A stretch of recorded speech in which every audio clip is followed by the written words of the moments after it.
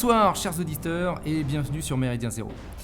Alors ce soir à la barre de cette émission, Gérard Vaudan, accompagné à la technique de notre ami Igor. Bonsoir Igor. Bonsoir. Accompagné également de Jean-Louis Roumégas. Bonsoir Jean-Louis. Bonsoir.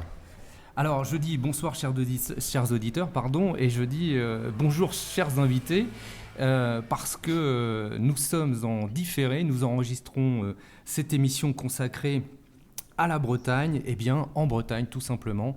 Donc l'équipe volante de Méridien Zéro en déplacement à Saint-Brieuc. Alors nous avons avec nous aujourd'hui, j'allais dire dans le studio, mais finalement non pas dans le studio, dans une taverne bretonne. Nous avons avec nous Éric Alinck. Bonjour Éric. Bonjour à vous, chers auditeurs. Alors Éric, vous êtes secrétaire du parti politique Atsao. Atsao, PPV, ouais, Parti du peuple breton. Voilà. Avec nous, nous avons également Patrick Montosier.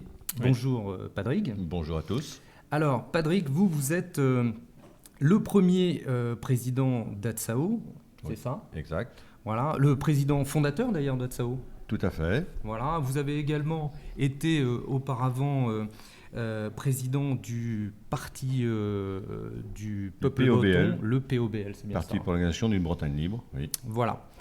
Rapide présentation de nos invités, Jean-Louis, pour nos auditeurs.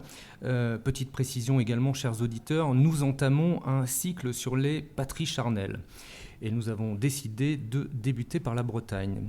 Alors, à venir, la Normandie peut-être, la Savoie, les Basques, les Corses, les Touaregs et tout un tas d'autres... on a du mal à avoir des contacts, mais ça devrait pas tarder. Ça devrait pas tarder. On est sur un coup là.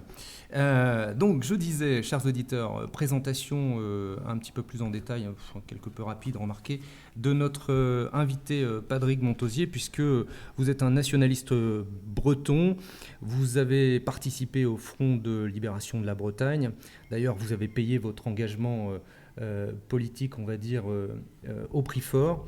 Bref, cela étant, vous êtes en tous les cas, vous êtes engagé dans le mouvement politique breton MSAV depuis le début des années 70. Vous nous raconterez, je pense qu'au cours de cette émission, nous aurons l'occasion d'évoquer votre parcours, vos influences et puis vos choix politiques en fonction de ce que nous allons évoquer tout au long de cette émission.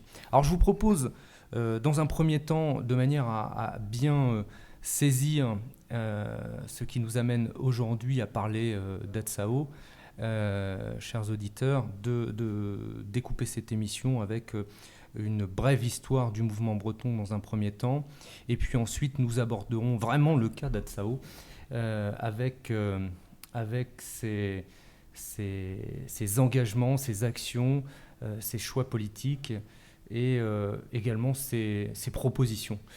Puisque nous y reviendrons, mais je crois que vous avez fait un gros travail sur le... Oui, je vois Patrick qui a l'air de dire oui, effectivement, un gros travail de recherche notamment, et cela afin d'aboutir à la mise en place d'un programme politique, d'un programme de gouvernement, on peut dire ça comme ça. Tout à fait. Oui, on a édité de toute façon un programme de gouvernement breton au nom d'Atsao, un an après la création d'Atsao, avec tout ce qui concerne un programme de gouvernement, bon, très limité, parce qu'on n'a pas sorti quand même un livre de 300 à 400 pages. On a quand même dégagé les grandes idées fortes d'un gouvernement breton tel qu'on le conçoit. Très bien, écoutez, nous y reviendrons. Jean-Louis ? Oui, donc si on part sur l'aspect historique des choses, aussi surprenant que cela puisse être pour certains auditeurs, la Bretagne n'a pas toujours été française. Depuis quand est-ce que la Bretagne est sous domination française ? La Bretagne est sous domination coloniale française depuis la perte de son indépendance, c'est-à-dire depuis la grande défaite de Saint-Aubin-du-Cormier en 1488. D'accord. C'est cette date qui marque réellement la fin de l'indépendance nationale de la Bretagne. Pour autant, le mouvement breton, ce qu'on appellera l'EMSAV, lui, il naît à quel moment ? Disons que l'EMSAO naît vraiment, si on reprend le terme d'EMSAO, avant la guerre 14-18. Mais ce qu'il ne faut pas oublier, c'est qu'après la perte d'indépendance, la Bretagne a toujours été une rebelle. La Bretagne a toujours défendu ses libertés fondamentales, que ce soit sous la monarchie, puis ensuite sous la République. Et je dirais que la révolution de 1789, cette fameuse révolution bourgeoise française qui a mis fin aux dernières libertés bretonnes, c'est-à-dire à l'autonomie de la Bretagne, le mouvement breton tel qu'on le conçoit actuellement sous le terme d'Emzao est né, si vous voulez, aux alentours et un petit peu avant la guerre de 14-18, avec principalement, parce que je vais faire un petit peu en raccourci, l'Union régionaliste bretonne du marquis d'Estourbillon, l'URB, qui était régionaliste, mais il faut aussi replacer les termes dans le contexte de l'époque. À cette époque-là, le terme régionaliste, si vous lisez les textes de l'URB, ça correspond aujourd'hui à des gens qui étaient de très très grands, seraient des très grands autonomistes, si vous voulez. Hein. Donc là, pour moi, si vous voulez, le grand point de départ de l'EMSA politique. Ok. Alors, la Bretagne a payé très cher en fait le passage au statut républicain. Oui. En particulier avec toutes les guerres menées contre l'Ouest d'une façon générale. Quelle est l'influence et quel rapport est-ce qu'on peut mener entre cette conscience bretonne et des mouvements plus au sud, qui ne sont pas spécifiquement bretons, comme la chouannerie, comme les guerres de Vendée? Est-ce qu'il y a dans la conscience bretonne, est-ce qu'il y a un apport de ces résistances? Je voudrais déjà vous faire préciser quelque chose, c'est que la chouannerie, le terme chouan, c'est exclusivement breton. En Vendée, c'était l'armée catholique royale. Donc c'était deux choses totalement différentes. Tellement différentes, c'est qu'en Vendée, c'était des nobles qui le commandaient exclusivement. En Bretagne, ça pouvait être un simple paysan qui pouvait commander une armée d'hommes. Donc, si vous voulez, il y a déjà deux notions différentes, même s'ils se battaient pour un même idéal. Ce que j'allais dire avec une même cause quand même. Une même cause, un même idéal, une même cause, le roi. Mais en Bretagne, si vous reprenez les déclarations, notamment de Cadoudal, Cadoudal était considéré, même par les Français, par les républicains français, comme un particulariste breton. Ça veut bien dire, le terme particulariste, ce que ça veut dire, c'est-à-dire qu'il se battait pour le roi, pour Dieu et pour la Bretagne. D'où un même bro, Dieu et la Bretagne. Hein. D'accord. L'autre aspect extrêmement présent de cette domination républicaine française en Bretagne, ça a bien sûr été l'enseignement et la tentative d'éradication des langues bretonnes, en particulier sous la Troisième République. Ça n'a pas été une tentative, ça a été vraiment un programme quasiment de génocide culturel, d'éradiquer totalement la langue bretonne. Il fallait que les Bretons abandonnent leur langue, qui était devenue une langue comme on va expliquer, une langue de plouc, avec dans les écoles le symbole, c'est-à-dire qu'on attachait un sabot à un élève qui était pris par les Bretons, ou pire, comme m'a dit lorsque j'ai commencé à militer dans le mouvement breton, un vieux militant, lui on le mettait contre le mur, on lui demandait d'ouvrir la bouche, et l'instituteur lui crachait dans la bouche. Voilà un petit peu le sort qui était réservé aux petits-enfants bretonnants. Plus la délation, en fait. Plus la délation. Puisqu'en fait, un enfant, pour pouvoir enlever le sabot qu'il avait autour du cou, il fallait qu'il dénonce l'un de ses petits copains, quoi. Alors, la délation, c'est quand même un sport national. En France, peut-être. En France, oui. Ah oui, pardon. Nous sommes en terre bretonne. Oups là, triple zut. Quels sont y a-t-il des formations politiques bien spécifiques à cette époque? Quelles sont-elles? Politiquement, politique non. ou culturelle d'ailleurs? Non, après, si vous voulez, sur le plan culturel, après l'URB, on arrive, si vous voulez, à un grand mouvement qui était culturel, qui était certes catholique, national-catholique, qui était le Blunbrock. Le Blunbrock sous l'influence de plusieurs abbés, notamment... Alors, ce qui veut dire... le Blunbrock, c'est la fleur de bruyère. Hein. Notamment l'abbé Pérotte, qui a donné sa vie pour la Bretagne et pour la langue bretonne, qui a été assassiné lâchement par des résistants communistes. Ça aussi, il faut le souligner. Il n'a pas été le seul, mais bon, il représentait quand même, si vous voulez, tout un symbole de renaissance de la langue bretonne, aussi bien en pièces de théâtre, des représentations théâtrales et tout, et de l'enseignement, et surtout, les messes en breton, la liturgie en breton. Si vous voulez, il y avait un renouveau culturel, malgré la répression qu'il y a eu de la France, et qui existait toujours, la répression française. Donc il y a eu tout un clergé breton qui s'est investi pour la défense de la langue bretonne. D'accord. Et donc, quand on parle de partis politiques à cette époque, il y en Alors, a-t-il un d'ailleurs? Non, il est arrivé progressivement, si vous voulez, des gens qui se sont investis. Donc, il y a eu Camille de Messier-Derme, qui a créé le Parti national breton en 1911. Là, on commence, si vous voulez, on arrive vers quelque chose qui se concrétise au plan politique. Le PNB, le Parti nationaliste breton, vous verrez pourquoi je dis nationaliste, de 1911, de Camille de Messier-Derme, était un parti séparatiste, indépendantiste et séparatiste. Donc là, on arrive dans des notions modernes de l'Emzao. Ensuite, ce parti-là va être éphémère, mais va donner naissance à Brézatao. Avec un trio de choc, je Avec crois. un trio de choc. Bon, il y a eu De Beauvais, Mordrel, Job de Roincé, principalement, hein, le trio de choc.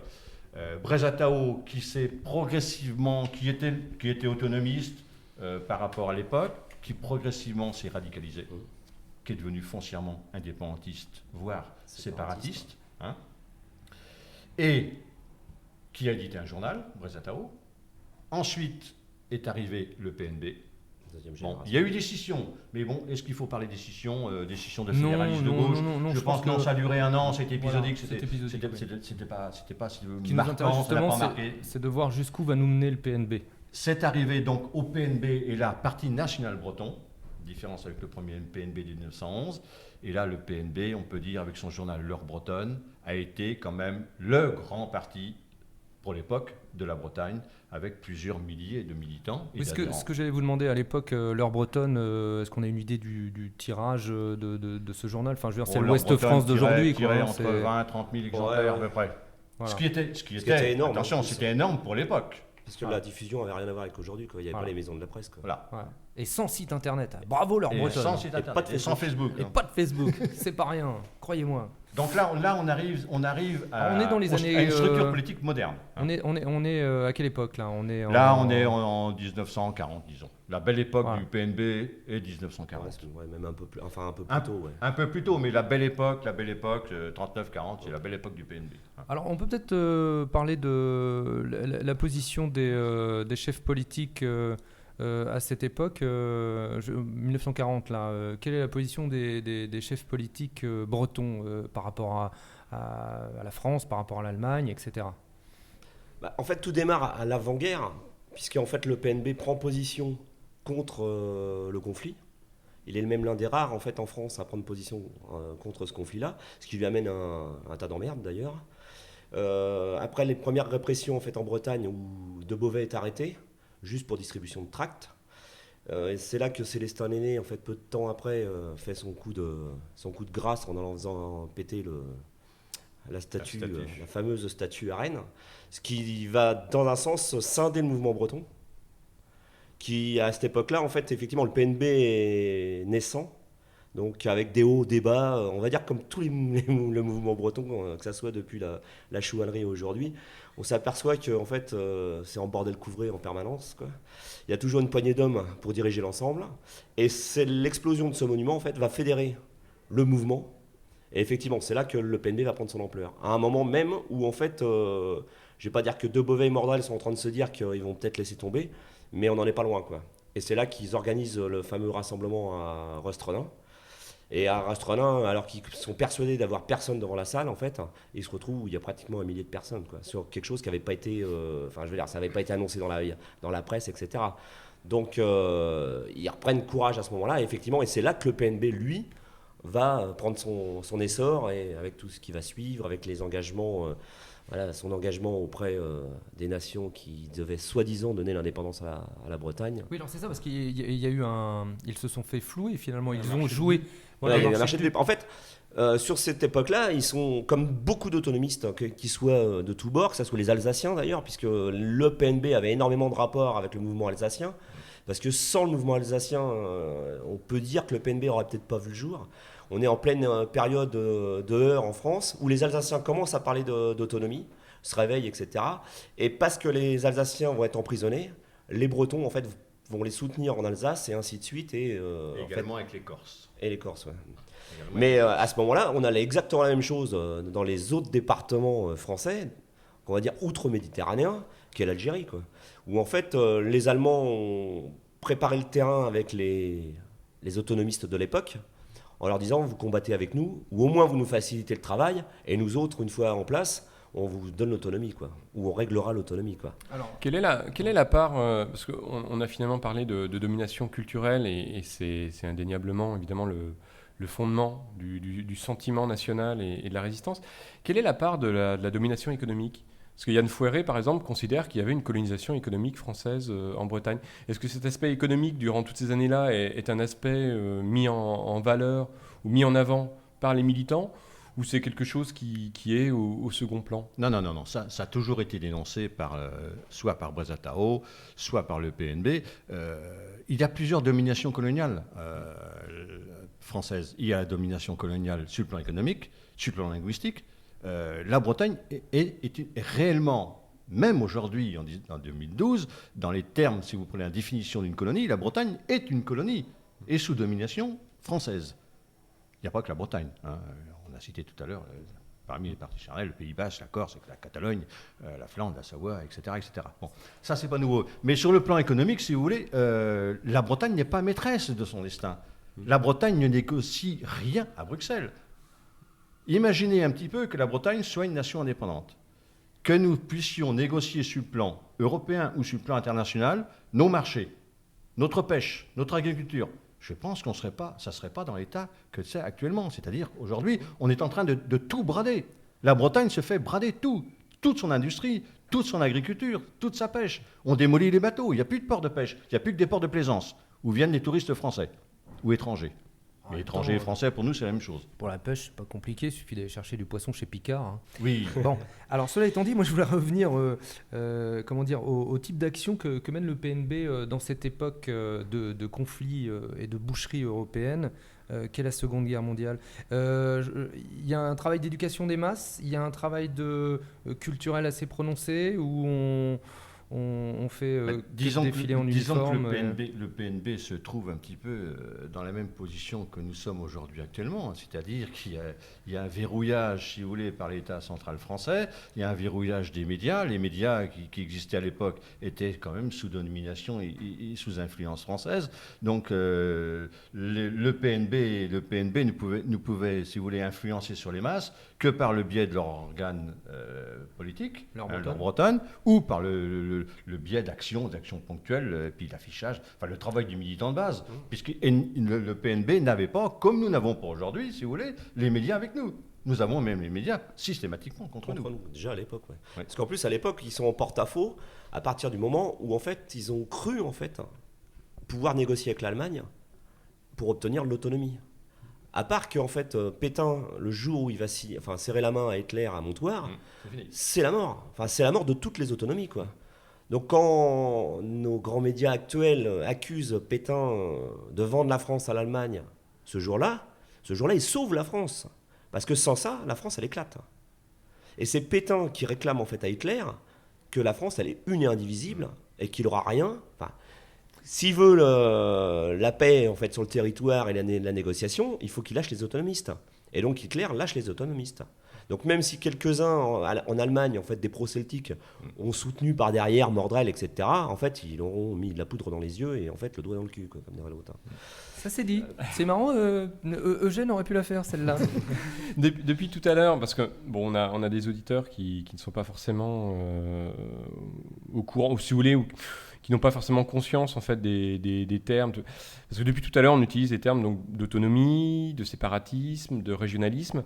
Est-ce que très rapidement, est-ce qu'on peut donner des définitions à peu près claires sur les nuances et sur les différences entre ces différents termes du débat? Le régionalisme, c'est là où on est aujourd'hui, avec plus ou moins de niveaux. Oui. Mais aujourd'hui, en gros, une délégation de compétences sur un échelon local, mais dans un cadre qui est unitaire. Voilà, absolument, c'est ce qui est exact. Enfin, c'est ce qu'on est là. Effectivement, on peut aller plus loin, on peut pousser le régionalisme, ce qui est le cas d'autres mouvements bretons actuels qui veulent rester en fait en France, dans la région France, mais avec un peu plus d'autonomie. Il y a l'autonomie, où là, en fait, on délègue, on va dire, les grandes lignes au pays, on va dire à la France. L'autonomie pourrait rentrer dans un système fédéraliste, on va dire. Voilà. Et ensuite, il y a l'indépendance, donc le séparatisme, où là, en fait, ce qu'on réclame, c'est d'avoir tous nos propres droits. Quitte, nous, à faire le choix d'une délégation. Enfin, le choix d'Azzao, aujourd'hui, il est fait. C'est-à-dire que nous, la délégation, on veut bien l'avoir, mais pas en France, en Europe. Donc Bruxelles, aujourd'hui, pourquoi pas. Mais un véritable fédéralisme européen, quoi. Donc en fait, voilà, la grande ligne, elle est là. Et aujourd'hui, si on prend le terrain, que ça soit déjà à l'époque ou aujourd'hui, il y a toujours eu une mouvance, au milieu, un espèce de bain de gens qui sont, on va dire, des autonomistes durs qui vont se rapprocher du séparatisme sans jamais le prononcer, et de l'autre côté, des autonomistes mous qui, en fait, restent dans la lignée des régionalistes à aller serrer la pompe, D'accord. à la Oui, France, la question etc. centrale est une question de souveraineté et de Oui, degré c'est de ça, souveraineté. absolument. Degré de souveraineté, c'est ça, mais ouais. je voudrais quand même préciser quelque chose, c'est que il faut se rappeler quand même de l'histoire nationale de la Bretagne, c'est-à-dire que c'est près de 10 siècles d'indépendance et de souveraineté nationale. Donc ça, personne ne peut le nier et on ne peut pas tirer un trait là-dessus, sauf si on est républicain français et jacobin français. Bon. Deuxième chose, les droits d'un peuple, ça ne se partage pas. Imaginez un coureur cycliste qui fait une grande compétition, qu'on lui prête un vélo avec une seule pédale. Non, ça ne va pas marcher. Donc les droits du moins peuple facile. breton, on ne peut pas les partager. C'est tout ou rien. Et c'est valable pour le peuple breton, mais pour tous les peuples. Oui, tout à On fait. peut pas- La on peut souveraineté, pas de scinder. toute façon, ne se divise pas. Ça, Voilà. c'est clair. Donc pour nous, c'est un combat pour l'indépendance, point final.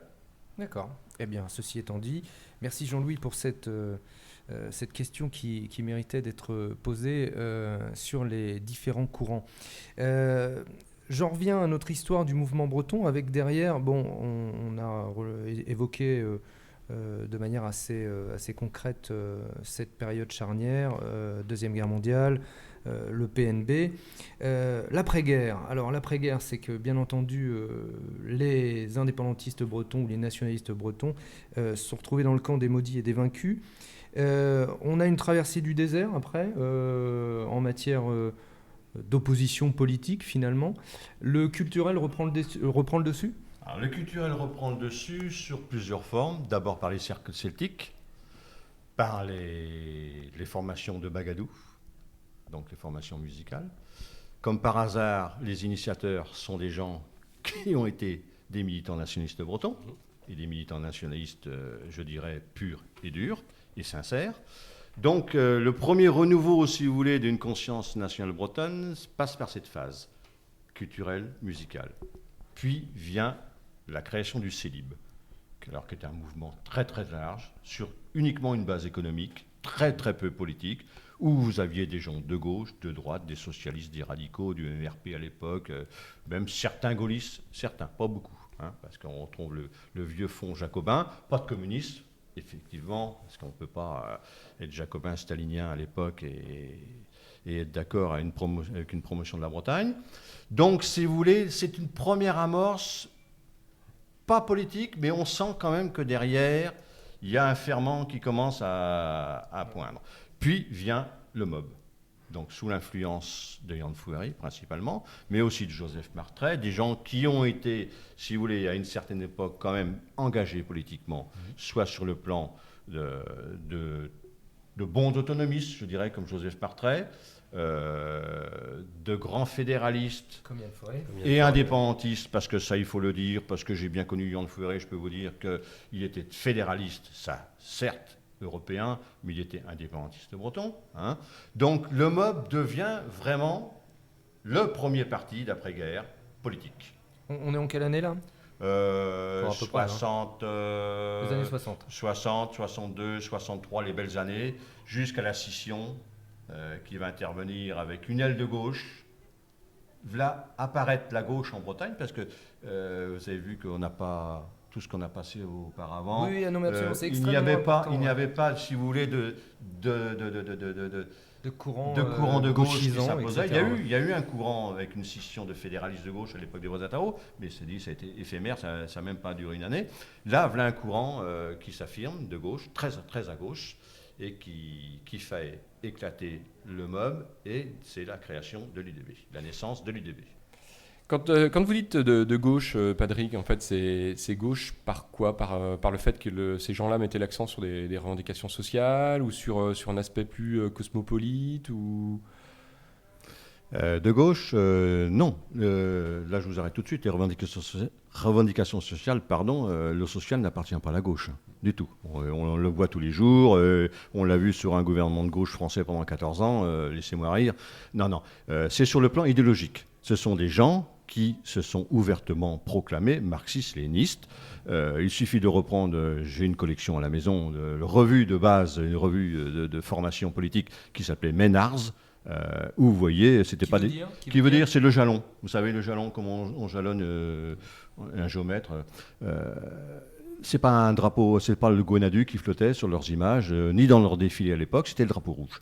Donc c'est une orientation, ça c'est leur problème, c'est pas mon problème, c'est un choix qui a été fait. Ils ont pris une orientation politique plutôt idéologique, qui ne correspond pas tellement à la mentalité bretonne. Si tu veux, le marxiste-léniniste, le Parti communiste en Bretagne n'a jamais fait des monts et merveilles, à part les saloperies pendant la résistance, mais à part ça, c'est tout. Ok, c'est parfait. Écoutez, merci pour ces éclaircissements. Chers auditeurs, je vous propose une première pause musicale, un petit soldat Louis. Voilà, je trouvais ça sympathique avec C'est un pays.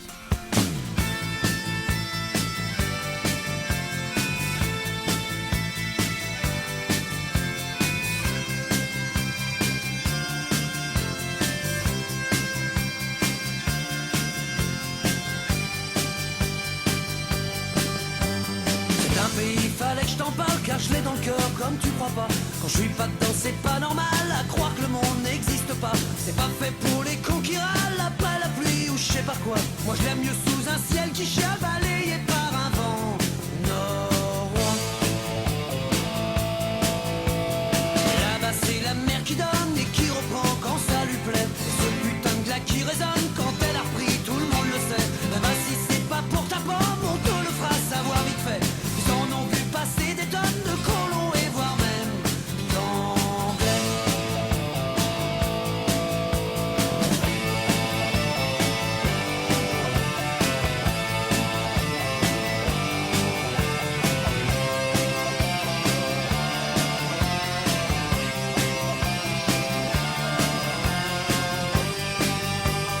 Puis parfois toute la violence qui fait lever le poing sur la place, qui rappelle qu'il y a méfiance après la langue, on vise la race. Qu'elle sait pas trop gêner la France pour lui mettre les pieds dans la crasse. Des fois que l'idée d'indépendance ne laisserait pas vraiment de glace. Car ça n'aime pas les conquérants à la cupidité vénale. Vu qu'une duchesse encore enfant s'est fait mettre d'une manière royale. Sa liberté c'est l'océan qui la nuit va rejoindre les étoiles. Et sa terre qui a fait serment d'être à jamais internationale.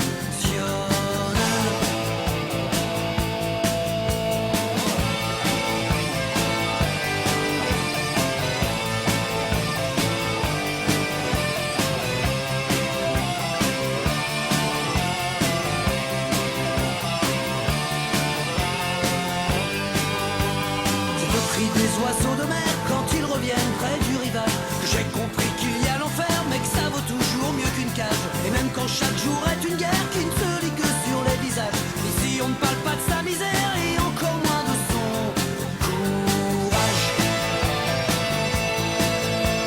Si j'en rajoute un peu tant pis, au début je t'ai bien dit que je l'aime. Dans tout ce merdier, ce putain de pays, tiens plus chaud que la gonzesse que je traîne. J'ai pas fini de l'ouvrir pour lui je filerai même des châtaignes. Le premier salaud qui le détruit ou qui voudrait lui remettre des chaînes. C'est un pays, fallait que je t'en parle car je l'ai dans le cœur comme tu crois pas. Quand je suis pas dedans c'est pas normal, à croire que le monde n'existe pas. C'est pas fait pour les cons qui râlent après la pluie ou je sais pas quoi. Moi j'aime mieux sous un ciel qui chiale, balayé par un vent norois.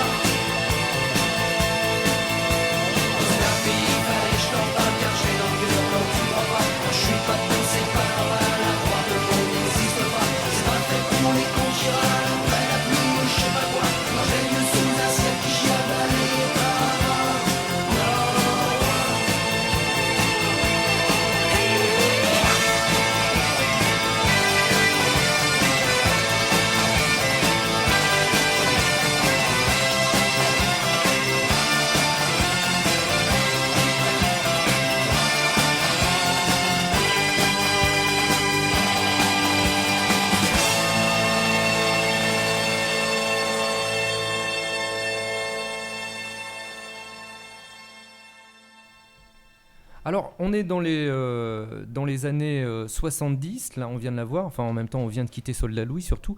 Donc on est dans les années 70 et c'est l'apparition de la violence politique, n'est-ce pas Padrigue ? Oui, c'est la naissance du Front de Libération de la Bretagne, le Ah. FLB. Qu'est-ce que c'est que le FLB ? Le FLB est une organisation clandestine militaire qui entend, si vous voulez, reprendre la revendication nationaliste et indépendantiste bretonne par des actions spectaculaires, principalement par des attentats. D'accord. Donc c'est-à-dire qu'on est dans une logique, pour imager pour nos auditeurs, là on est un peu dans la logique corse où on fait sauter les bâtiments, On fait sauter les on bâtiments. dessoude pas les préfets quand même en Non, Bretagne. on fait sauter tout ce qui est symbole de l'État français, c'est-à-dire les préfectures, les sous-préfectures, les hôtels des impôts, les gendarmeries, les casernes de CRS, enfin tout ce qui symbolise l'État français, l'État colonial en Bretagne. Le basculement, il se fait comment ? Il se fait par une insatisfaction sur l'état du mouvement politique, purement politique. Voilà, c'est ça. Ouais. Disons que le FLB est né, si vous voulez, par le fait que des hommes et des femmes ont pris conscience que l'action politique n'aboutissait pas. C'est que l'État français était sourd et aveugle. Donc il fallait lui imposer d'autres méthodes pour le faire plier, le faire se mettre à genoux et écouter les revendications du peuple breton. Alors justement, est-ce qu'il s'est mis à genoux cet État français ? Il s'est mis plus ou moins à genoux parce que l'État français, pour le faire avouer qu'il se met à genoux, c'est une autre paire de manches. Je vous citerai quand même un exemple, c'est la charte culturelle qui a été signée sous le règne de Giscard d'Estaing. Ça, il ne faut pas oublier une chose, c'est quand même un morceau important. C'est une reconnaissance officielle de l'État français qu'il existait une culture à part entière de la culture française, qui est la culture bretonne. Et là, il faut quand même saluer les gens qui ont été négociés cette charte culturelle avec Giscard d'Estaing, et je citerai notamment quelqu'un qui est décédé il y a quelques années maintenant, qui a été Père d'Enès, qui était un militant nationaliste breton, un défenseur acharné de la langue bretonne. Le FLB, lui, est-ce qu'il entrait dans le débat ? Alors, donc c'est un mouvement nationaliste, indépendantiste. Vous-même venez plutôt de la gauche Non, moi je ne viens pas de la gauche, je viens d'extrême gauche. De l'extrême gauche. Le FLB, lui, se définissait comme nationaliste, purement nationaliste ou... Le FLB se définissait... Alors, il y a eu plusieurs FLB, c'est-à-dire qu'au fur et à mesure des années, si vous voulez, le FLB a évolué, puisque la société évoluait, si vous voulez. Le FLB, à l'origine, était un FLB purement nationaliste et indépendantiste, où on pouvait retrouver des gens d'idéologies différentes, de gauche et de droite. Je schématise. Oui. Hein. Mais ça a duré très très longtemps, et je pourrais vous dire que ça a duré quasiment au dernier FLB vraiment combattant, qui était le FLB de 78, les procès de 78 jusqu'en 80. Là, on retrouvait dans les gens du FLB des gens qui étaient de gauche, d'extrême gauche, de droite et d'extrême droite. Et ces gens-là, je peux vous dire que ces gens-là s'entendaient très très très bien. Il n'y avait pas, justement, l'action clandestine, si vous voulez, mettait en sommeil Le clivage idéologique. Oui, une logique frontiste, finalement. Voilà. Qu'on ne retrouve pas sur le plan politique légal. Et par contre, quid de l'ARB ? Qu'est-ce que c'est que l'ARB ? Alors, l'ARB, l'ARB. le FLB. Le FLB, si vous voulez, le FLB était, à l'origine de la création, aurait été la branche légale, c'est-à-dire le porte-parole légal de l'armée à l'origine républicaine bretonne. Mais bon, très vite, on a assimilé FLB et RB. De républicaine bretonne, c'est passé à révolutionnaire bretonne. Une histoire de terme, parce que pour moi le terme révolutionnaire englobe aussi bien des gens de gauche que des gens de droite. Il n'y a pas de clivage politique, il n'y a pas d'étiquette politique à mettre derrière le terme révolutionnaire, même si certains ont voulu se l'approprier. Hein. Donc si vous voulez, le FLB-RB est devenu le sigle complet. Mais si vous voulez, l'engagement politique des hommes et des femmes dans la RB a été quand même très très important, parce que ça a quand même fait évoluer énormément le mouvement politique légal. Alors justement, le mouvement politique légal, après cette grosse dizaine d'années de violence politique, où en est-il ? Qui le représente ? On est au niveau du POBL, pas encore, non ? Ah non. Alors, il y a eu un grand parti politique qui s'est appelé Strola d'Arbro, le Parti de la Patrie, ou le Parti du Pays, hein, qui est parti qui est né et qui a grimpé de suite, notamment sur le plan électoral, puisque les scores aux législatives, aux premières législatives, il y a eu des scores jusqu'à 24% dans certaines circonscriptions, si vous voulez. C'est un parti qui était fédéraliste européen, nationaliste breton, donc sous l'influence de Yann Fouéré. Donc j'ai fait partie en 1972, j'étais membre de Sora Darbro. Donc ce parti devenait vraiment inquiétant pour l'État français. En parallèle ou en concurrence, il y avait cette fameuse UDB qui, elle, aux mêmes confrontations électorales et législatives, a été totalement laminée, a fait des scores totalement ridicules. Mais quand quelque chose marche bien en Bretagne, vous savez, il y a des gens qui arrivent comme ça, d'ailleurs, principalement de Paris, des grandes gueules, des gens qui vont tout casser et qui vont former une scission, encore une scission de gauche, à l'intérieur de Sora Darbro, pour rien créer, mais pour tuer et mettre vraiment par terre un parti qui avait vraiment de l'avenir. Donc c'est la fin de Sora Darbro, c'est la fin de beaucoup de choses. L'UDB perdure toujours, mais tenu la tête hors de l'eau, à bout de bras par la gauche française, puisque de toute façon la théorie et la tactique de l'UDB, c'était de voter systématiquement pour la gauche française à toute élection, pour avoir des strapontins, pour avoir quelques petites places, sans aucune efficacité pour la Bretagne. Oui, des manœuvres purement politiciennes. Politiciennes, comme on en voit aujourd'hui au sein de l'Assemblée nationale française. Ça n'a pas changé. Donc, on fait 2%, mais on a 15 députés. Voilà. Donc ridicule, si vous voulez. Donc ça a été vraiment quelque chose de terrible pour le mouvement politique, puisque le mouvement politique s'est trouvé pendant plusieurs années, si vous voulez, au creux de la vague, parce qu'il n'y avait pas de mouvement politique national de représenter. Alors, dans le creux de la vague, est-ce qu'on a le POBL, justement Alors, justement, le POBL. Alors, le POBL est né en 82. 82, d'accord. Il est né en 82 avec une petite équipe. Je peux vous raconter un petit peu l'anecdote. Bon, il y avait moi, on sortait de prison. Il y avait Lionel Chenevière qui sortait de prison. Il y avait d'autres personnes qui sortaient de prison. Il y avait des anciens de Sora Darbro. Et il y avait Yann Fouéré. Et la première réunion de constitution de Sora Darbro s'est faite dans les bureaux d'Armor Magazine. Du POBL, vous voulez dire? Du POBL, pardon. C'est fait dans les locaux d'Armor Magazine. Ça, c'est pour la petite histoire, avec Yann Poelvet. Voilà. Bon. Donc, on crée un parti, mais je l'ai dit, il ne faut pas recommencer Sora Darbro. Les années ont passé. Au lieu de se proclamer fédéraliste européen et nationaliste breton, on se proclame carrément pour une souveraineté bretonne.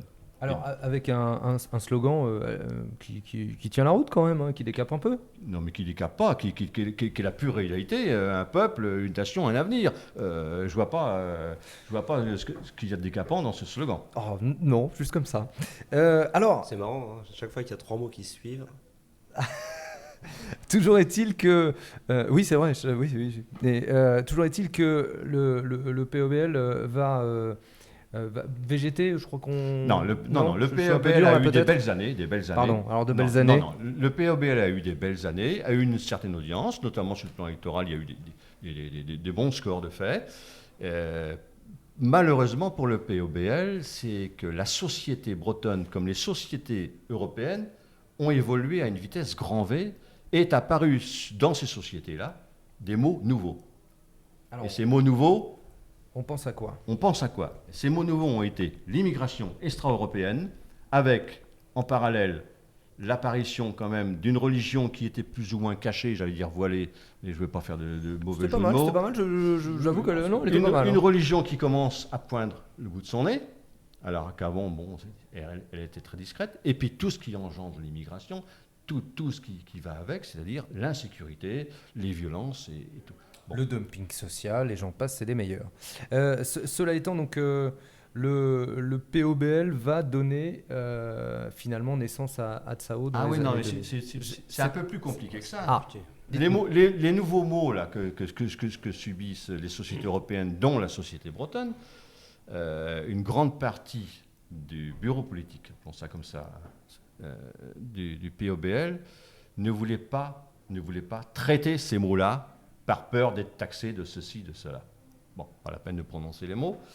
Mais bon, moi je dis, c'est pas vrai. Attention, on se bat pour préserver une identité, qui est l'identité bretonne, et voilà qu'arrivent sur notre terrain, sur notre propre terre, des gens qui sont totalement étrangers à notre culture, à nos religions, qui mettent gravement en danger notre identité bretonne. Donc il va falloir quand même en parler, prendre des mesures et proposer des solutions. Alors qu'est-ce que c'est justement que l'identité bretonne? C'est ethnique. C'est ethnique. Bah oui, c'est ethnique. Ouais. C'est bien sûr ethnique. C'est même, je dirais, c'est que ethnique. Puisque c'est une terre. Voilà. C'est une terre, un sang et une culture. Oui. Donc c'est ethnique. C'est ethnique. Alors c'est une langue aussi ou? Mais la langue en fait partie, obligatoirement. C'est une composante. On parle français là aujourd'hui. Sans langue. Bah, on parle français aujourd'hui, mais on a toujours parlé français en Bretagne. Non, en même temps, on n'a pas beaucoup d'auditeurs qui.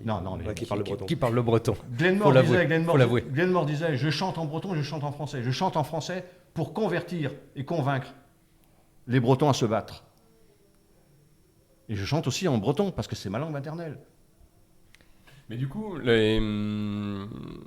on est à 100 lieues de... Alors je pense en particulier à une... Alors je sais bien, à mon avis, je vais vous faire hurler avec le groupe Trian. Voilà. Mais je pense à la... Mais il faut le faire quand Je même. le savais. Il faut le faire quand même. C'est notre travail. Donc il y a une chanson que j'ai écoutée étant jeune sur un moment la Bretagne. Bah, tant qu'il y a un Breton qui a conscience. Breton, Voilà. Tant qu'il y a un Breton qui a conscience d'être breton, finalement la Bretagne existe. Dans quelle mesure est-ce que cet aspect-là est totalement à rejeter? Bah, elle n'est pas rejetée en fait. La chanson de Trian par elle-même, elle est plutôt excellente. Parce qu'en fait c'est vrai, à part qu'effectivement la langue n'est pas particulièrement mise en avant, effectivement comme il dit, je suis né à Nantes, ou voilà, enfin bref, blablabla. Bien sûr qu'elle est vraie. Le problème de Trian, c'est pas cette chanson-là, c'est l'engagement qu'on y met derrière. Oui, c'est tout le reste. En fait, parce que ces paroles-là, effectivement, à partir du moment où il y a un Breton qui se sent breton, la Bretagne n'est pas morte. Mais c'est partout pareil. Et la langue, elle est importante. Si on parlait pas le français, est-ce qu'on serait français? Je pense pas. Voilà, Ce qu'il ne faut pas oublier, c'est que en Bretagne, lorsque des étrangers viennent en Bretagne, ils sont effarés de voir le nombre de drapeaux bretons flotter en Bretagne. C'est quand même notre drapeau national. Étranger, vous voulez parler de touristes là, peut-être plus précisément? Non, je ne parle pas seulement de touristes. D'anglais, de français, bon. Non, mais blague à part. Non, mais d'extra-breton. D'extra-breton, voilà. Merci Jean-Louis. Le fait de voir la Bretagne pavoisée de drapeaux bretons, vous ne voyez pas ça en Auvergne, vous ne voyez pas ça en Normandie, vous ne voyez pas ça ailleurs, c'est pas vrai. La culture bretonne, l'édition des livres en langue bretonne, aussi bien en langue bretonne qu'en langue française. L'école. L'école bilingue. On a quand même 3 filières d'écoles bilingues. Ah, comment ça, 3? Il y en a Diouillez, qui est en école laïque. On a dit une sur les écoles catholiques, et il y a Diwan. Il y a quand même 3 filières en langue bretonne. Bon, avec des moyens réduits, avec aussi une répression déguisée. Moi, lorsque mes filles étaient scolarisées, dans l'école où j'habite toujours, j'ai imposé des cours de breton. Il y a eu 2 heures de cours de breton par semaine. Parce que je me suis battu. Vous étiez à l'école publique, L'école et là publique. c'est un vrai travail de militant. Oui. Que vous avez fait. J'ai réussi à avoir 2 heures de cours de langue bretonne dans les classes. Bon, une fois que mes filles n'est plus scolarisées, il n'y a plus. Maintenant, il y a des cours de turc, il y a des cours de berbère, il y a des cours de tout ce que vous voulez. Mais bon, il n'y a plus de cours d'arabe. Il n'y a plus de... Putain, c'est bien comme pays. il n'y a plus de cours de breton. Donc, si vous voulez, ce qui prouve bien, c'est que l'État français, il y a toujours le rouleau compresseur jacobin pour mettre un frein à l'enseignement de la langue bretonne. Oui, de toute façon, il suffit de voir les campagnes chroniques contre, je pense en particulier aux écoles d'Iwan. Et c'est vrai que professionnellement, pour m'être pris le bec justement avec des collègues liés à l'éducation nationale sur la question des écoles bretonnes, c'est vrai que c'est une question qui reste sensible. On reste effaré par l'aspect très chaud du dossier. Mais ce qui est marrant, en fait, c'est ce qui n'est pas le cas avec les autres régions. C'est-à-dire que les Basques, ils ont leur langue. Les écoles, on parle leur langue, c'est pas grave. Les Corses, ils ont leur langue. Dans les écoles, on parle leur langue, c'est pas grave. En Alsace, ils ont leur langue. Dans les écoles, on parle leur langue, c'est pas grave. En Bretagne, on parle la langue, c'est pas bon ça. Parce qu'en fait, en permanence, dès que tu parles le breton, on voit les émissions en breton. Ici, tu mets l'émission, tu as 1 heure de breton. Après, on va te mettre du Bob Marley ou un truc comme ça. Parce que des fois, qu'on finisse par croire Que tu sois un nationaliste, et donc nationaliste, aujourd'hui, t'as pas de choix. Un nationaliste, hein, ça mène au fascisme, ça mène à l'extrême droite, hein, là, on ouvre les camps, etc. Donc voilà où est le problème. Pourquoi la Bretagne, alors qu'elle a exactement le même parcours que tous les autres? À un moment, il faut arrêter de se masquer, quoi. Il y a eu des Basques franquistes, comme on disait, il y a des Corses qui ont fricoté avec Benito, et ainsi de suite. Non, là, c'est pas grave. Mais le breton, ouais, c'est grave. Il y a aussi peut-être... Et ça a toujours été grave. Parce qu'à la fin de la Seconde Guerre, on oublie un peu trop, mais on n'a pas fait que massacrer et piétiner les nationalistes. On a piétiné tous ceux qui parlaient breton. Parce que si tu parlais breton, t'étais donc un collaborateur. Oui, la déconsidération a été générale. Bah, on a pu le voir ça lorsqu'ils ont entrepris de débaptiser un certain nombre d'établissements. Louis Herrieux, qu'ils ont essayé, Paulique Monjaret, etc., etc. Bon, il faut voyer une chose aussi, il y a une dimension aussi économique. Si la Corse quitte la France, est-ce que la France s'en rendra compte? Ah bah ça fera plus d'argent dans les caisses. Bon, je ne veux pas être médisant. Bon, si la Bretagne quitte la France, je pense que le poids que représente économiquement, même actuellement sous tutelle coloniale française, la Bretagne, l'agriculture, la pêche, et maintenant les technologies, les hautes technologies. Bon, je pense que la France, là, perdra énormément. Ah bah, donc, si vous voulez, la littoralisation, le poids de la Bretagne... C'est également un frein pour nous, pour notre combat. N'oublions quand même pas, en fait, c'est que toute la partie militaire, enfin marine militaire, elle est sur notre territoire. Les longues. Et d'ailleurs, l'Allemagne s'y était pas... Toulon, c'est pas trop chez vous. Non, mais enfin, les longues, c'est chez nous aussi. Chez nous, hein. Et l'Allemagne s'y était pas trompée, parce que l'Allemagne, même en négociant, elles avaient bien dit aux Bretons, si vous récupérez votre indépendance, les ports de haute mer, on se les garde pour nous. Donc ce qui prouve que, stratégiquement, la France, elle n'est pas bourrin non plus. Pourquoi la Bretagne, qui est entourée d'eau, elle est tournée vers la terre? Enfin, on se parlait, voilà, on parlait du colonialisme, voilà la bêtise française. Enfin, on est l'un des premiers producteurs d'agroalimentaire en Europe, alors qu'on a de l'eau tout autour. Mais Eric, les ports. Brest devrait être le plus grand port d'Europe. Le plus grand couloir maritime passe au large de Brest. Les bateaux passent. Pourquoi ne s'arrêtent-ils pas? Après, il y a une question, il y a une question d'Interland, enfin d'arrière-pays qui est pas il n'y a pas d'infrastructure. Mais parce qu'il n'y a pas d'infrastructure. Pourquoi il n'y a pas d'infrastructure? C'est que ça n'intéresse personne, puisque Brest, de toute façon, c'est pas fait pour être un port de commerce, c'est fait pour être un port militaire. Militaire français. Voilà. Donc à partir de là, la question se pose pas. On va pas s'emmerder à faire des routes qui vont aller jusqu'à d'autres axes, puisque de toute manière, les bateaux s'y arrêteront pas. Les bateaux passent au large. Voilà. On y met les bateaux militaires. Ou Alcatel pour ses fibres optiques. Ah, ou Alcatel. Alors du coup, donc, finalement, le POBL donc, a refusé, enfin une petite partie de prendre en compte ce que une grande partie des militants et principalement des jeunes demandaient. Donc moi, j'avais prévenu... Là, on est sur un congrès, là Non, c'est avant le congrès. Attendez. Avant le congrès, j'avais prévenu certaines personnes. J'ai dit attention, je sens qu'on va perdre des plumes, tous les jeunes vont foutre le camp. Hein. Il n'y a pas que les jeunes, mais principalement les jeunes, qui sont quand même les éléments moteurs et dynamiques de tout parti politique, vont foutre le camp. On n'a pas voulu écouter Montausier. Bon, Montausier a fait une motion qui s'appelait la droite nationaliste bretonne, qui a été présentée au congrès de Mur de Bretagne. Bon, on a été battu de quelques voix. Bon, je pense que ça n'aurait rien changé. Je pense que les carottes, comme on dit, étaient cuites. Bon, donc c'est là qu'est née la scission. Et la scission est née pas pour le plaisir de créer un nouveau parti politique, parce que moi je considère que je suis contre la multitude de partis politiques dans un combat de libération nationale. La décision politique réfléchie. C'était une décision réfléchie. C'était nécessaire. Qu'il y avait maintenant des mots qui se posaient à la société bretonne qu'il fallait absolument traiter expliquer aux gens politiquement. Et c'est comme ça. Donc on est en 2000. 2000. Si mes souvenirs sont exacts, je crois que dès l'origine, vous vous revendiquez comme la droite nationaliste bretonne. Oui. Alors moi, ça m'interpelle toujours le terme de droite. Mon ami Crampon serait là. Il serait également d'accord. Pourquoi droite? En opposition à gauche? Ou alors vous êtes des libéraux? Vous avez Alors, non seulement en opposition. J'ai dit un gros mot, je suis vraiment désolé. Un gros mot là, vraiment. En ce qui me concerne, j'ai dit un gros mot. Ouais. Non, mais en opposition à gauche, c'est sûr, en opposition à gauche. Bon, parce qu'on voit ce que représente la gauche. Je ne dis pas le socialisme, je dis bien la gauche. La gauche, c'est pas le socialisme. Non, je dirais même que le socialisme est contre la gauche. Non, la gauche, c'est vraiment c'est quelque chose pour moi, c'est quelque chose d'infernal, c'est le mensonge permanent à la classe ouvrière, c'est le mensonge aux plus démunis, c'est le mensonge à tout. Et on voit aujourd'hui, la gauche, c'est la haute bourgeoisie, c'est le médecin du coin, c'est le notaire, c'est le chirurgien, Bon, la gauche ne m'intéresse pas et ne m'a jamais intéressé. C'est bien pour ça tout à l'heure, je vous ai rectifié que je n'ai jamais été à gauche, mais à l'extrême gauche. Hein. Bon. Pourquoi de droite? Parce qu'à droite, il y a des valeurs à défendre, des valeurs qui correspondent, si vous voulez... Lesquelles? Alors on pense à quoi là? Les traditions. La famille? La famille, je ne dirais pas la patrie, je dirais seulement la nation bretonne. Hein. Non, parce qu'après les jeux de mots, c'est trop facile. Non, il y a quand même, si vous voulez... le naturel, les lois naturelles. Les lois naturelles, il y a plein de choses qui n'existent pas à gauche, qui existent à droite. Bon, je sais que le mot droite... La vraie écologie, en fait. La vraie écologie. L'écologie est née à droite, voire à l'extrême droite. Hein. Ça a été récupéré allègrement par tous nos gauchistes de service. Hein. Bon. Donc ce sont des valeurs traditionnelles, ce sont des choses simples, des choses saines même, des choses très saines, que la gauche n'a pas. La gauche n'a pas de valeurs saines.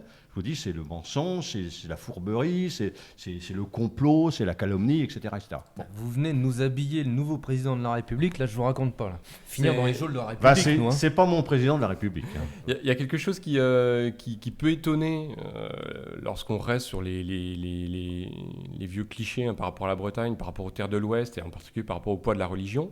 C'est que par exemple, dans les valeurs, ça, c'est un aspect que vous n'incluez pas du tout. Ça veut dire qu'à un moment, Atsao adopte une position purement laïque. Non, un parti politique. On ne peut pas être un parti politique et un parti religieux. Non. Un parti politique, chacun a sa conscience. Ouais. C'est individuel. Surtout qu'en Bretagne, c'est compliqué. C'est compliqué en Bretagne, oui. Hein. Parce que si on prend la religion, moi je suis catholique, hein, paix et mon âme. La religion, c'est compliqué en Bretagne parce que la religion a toujours. Au départ, elle a plutôt poussé le nationalisme, bien avant les 1900. Et après, elle a poussé l'antinationalisme, en fait. Elle a toujours mis les freins, et ça date pas d'aujourd'hui, parce que même dans l'histoire bretonne, on s'aperçoit que les évêchés ont toujours été attachés plus ou moins à la France, à part quelques-uns, mais tous les autres, en fait. Riquet, je te reprends, excuse-moi. C'est pas la religion, c'est la hiérarchie. C'est la hiérarchie, c'est les évêchés. Voilà. C'est pour ça que je crois pas en l'Église, je crois en Dieu. Mais effectivement, c'est compliqué aujourd'hui. Donc ça, on ne peut pas le rejeter parce que la Bretagne, elle est catholique, mais la Bretagne n'est pas seulement catholique. Non. C'est-à-dire que la Bretagne, elle a aussi une histoire, avant que les Bretons arrivent et évangélisent. On a des minières partout, parce que ces minières-là, effectivement, il en existe ailleurs sur le territoire, mais ceux-là ne sont pas français, quoi. Ceux qu'on a chez nous. Donc, on avait pris à l'école que c'était les minières de Carnac qui étaient français. Quand on les a mis, en fait, non, parce que la France n'existait pas, alors que l'Armorique existait, et la Bretagne aussi, bien avant la France. Donc tout ça fait qu'en fait on n'a pas qu'une seule culture. Donc on ne peut pas être un parti politique en disant voilà, on va défendre la religion catholique. Après tout, moi ça m'arrange. Notre président n'est pas catholique. Donc alors on fait quoi? Alors je recrée un parti à côté. Enfin, c'est ridicule. Un parti politique n'a pas à apprendre. N'a pas à apprendre. N'a pas à échir. On prend position. Alors, par contre, je ne vais pas être tout à fait d'accord, même si on est d'accord. On ne prend pas position, bien sûr qu'on prend position. Parce qu'on va prendre position sur le terrain face à d'autres religions. Oui, mais on est plus dans une logique politique que dans une logique spirituelle. Voilà. C'est-à-dire que le spirituel est du domaine de la sphère privée. C'est privé, voilà. C'est individuel, c'est privé. Et il y a des gens qui sont païens, des gens qui sont néo-païens, parce qu'on a une civilisation quand même et une culture pré-chrétienne. Et ça, il faut en tenir compte. Ça fait partie de notre culture, ça fait partie, c'est en nous. Ensuite, bon, il y a eu la religion chrétienne qui est arrivée, mais les deux existent chez nous encore. Et ça, on ne peut pas y couper.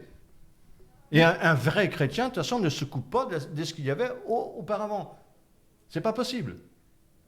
Mais un parti politique n'a pas à prendre position sur ces choses-là. Ça reste du domaine privé. Absolument. Où est-ce qu'on en était? Moi, j'en ai perdu le fil, mon petit Jean-Louis, là. Non, mais Jean-Louis a coché, il voit où il en est. Non. Donc oui, stylo dans la voiture, on peut pas cocher. Du coup, Atsao, en fait, s'est créé à partir donc, d'une partie de l'appareil et des militants du POBL. Est-ce qu'il a... structurellement, est-ce qu'il y a des différences entre les deux mouvements ou est-ce que ça a été une simple continuité?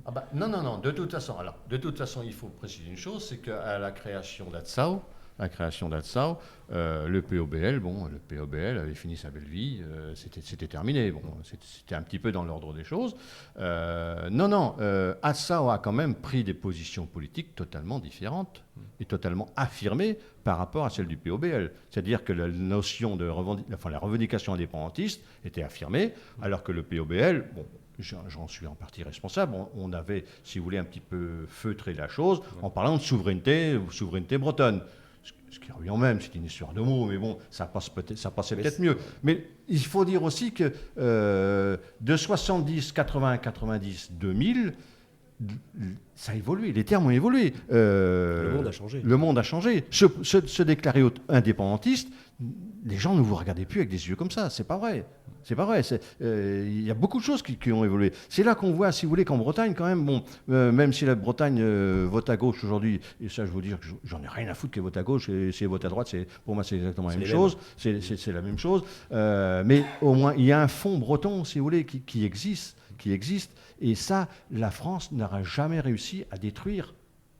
On parlait d'identité tout à l'heure. Un Breton est fier d'être Breton, alors que j'ai connu.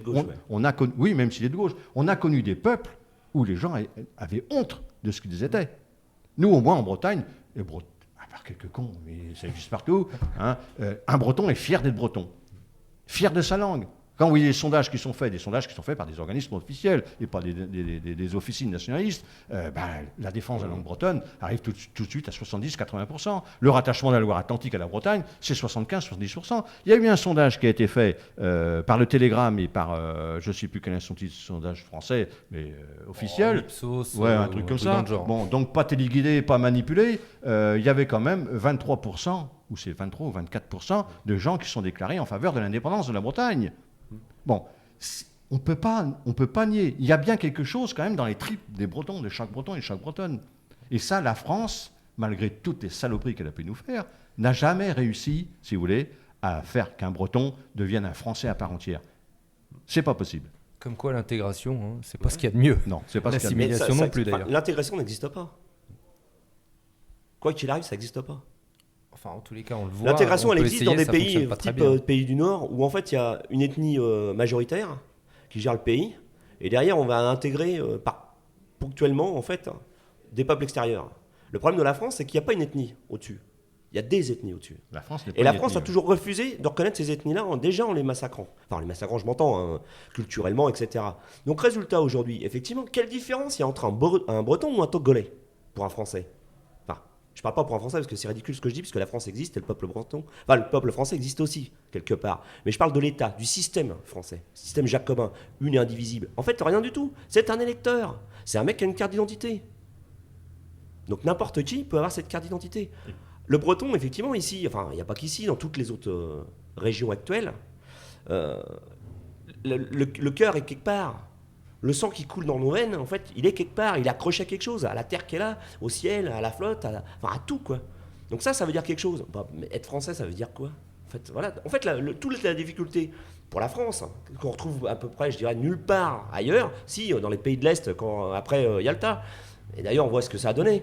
Donc, on s'accroche à... Enfin, aujourd'hui, on s'accroche à un drapeau qui a que 200 ans d'histoire, quoi.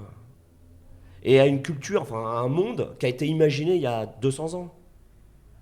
Alors, on y arrivera peut-être un jour, hein. La France arrivera peut-être, hein. Mais je pense qu'elle est mal barrée là. Mais...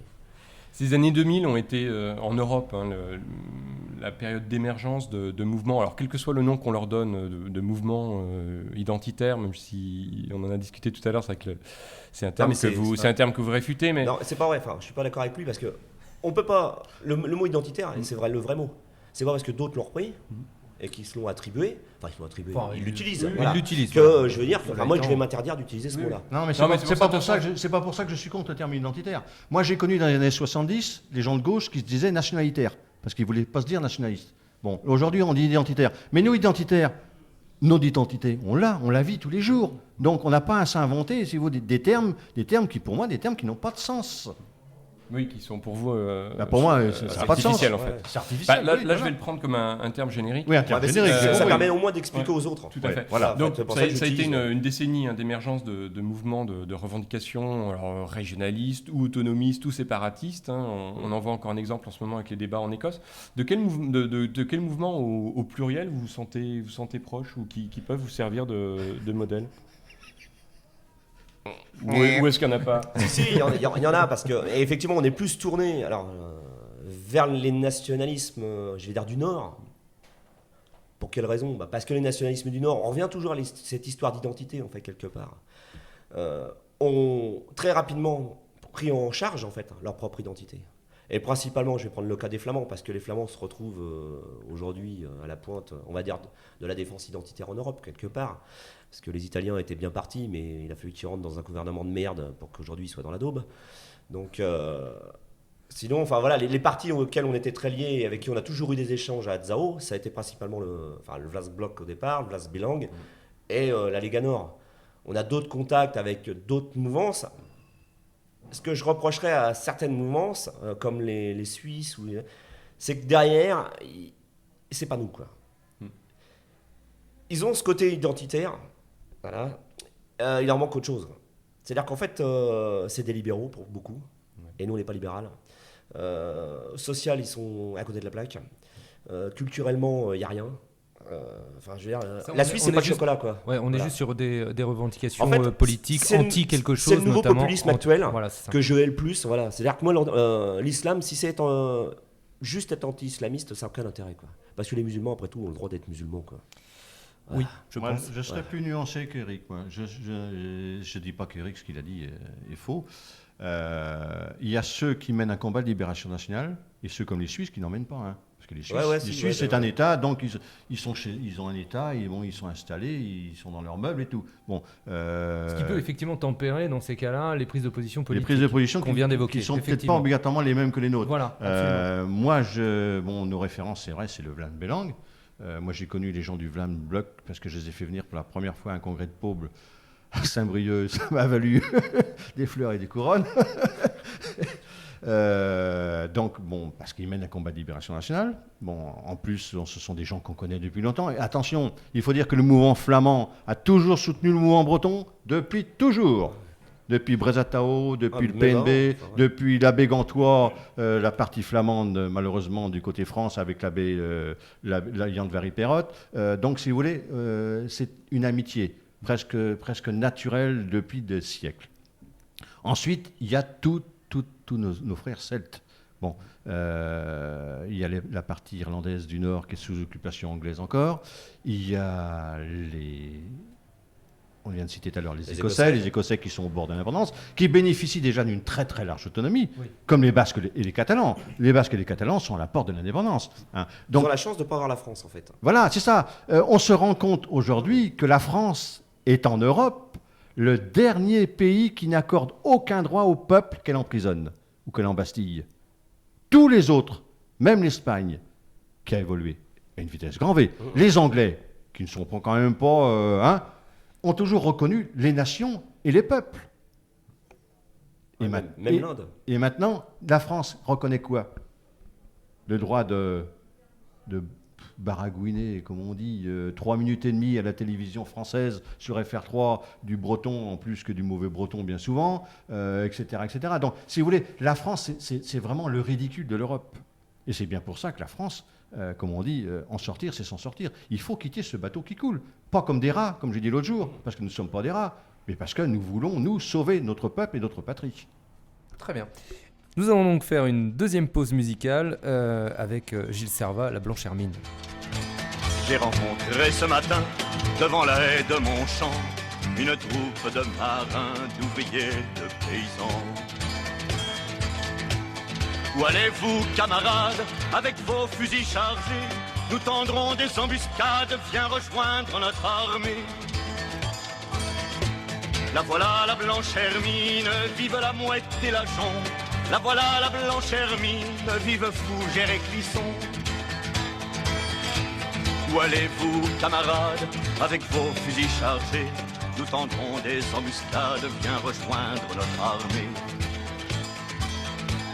Mamie dit que c'est folie d'aller faire la guerre aux Francs, mais je dis que c'est folie d'être enchaîné plus longtemps. La voilà la blanche Hermine, vive la mouette et la jonc. La voilà la blanche Hermine, vive Fougère et Clisson. Mamie dit que c'est folie d'aller faire la guerre aux Francs, mais je dis que c'est folie d'être enchaîné plus longtemps. Elle aura bien de la peine pour élever les enfants. Elle aura bien de la peine car je m'en vais pour longtemps. La voilà la blanche Hermine, vive la mouette et la jonc. La voilà la blanche Hermine, vive Fougère et Clisson. Elle aura bien de la peine pour élever les enfants. Elle aura bien de la peine car je m'en vais pour longtemps.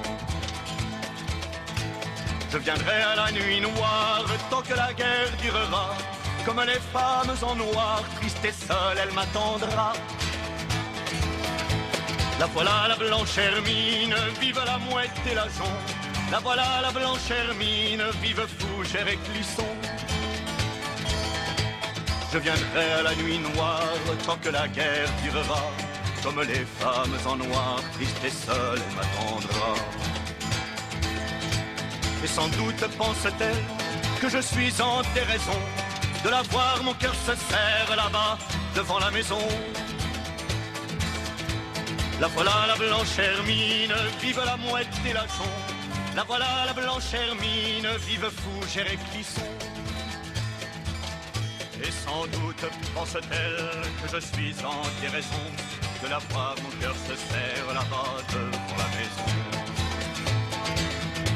Et si je meurs à la guerre, pourra-t-elle me pardonner d'avoir préféré ma terre à l'amour qu'elle me donnait?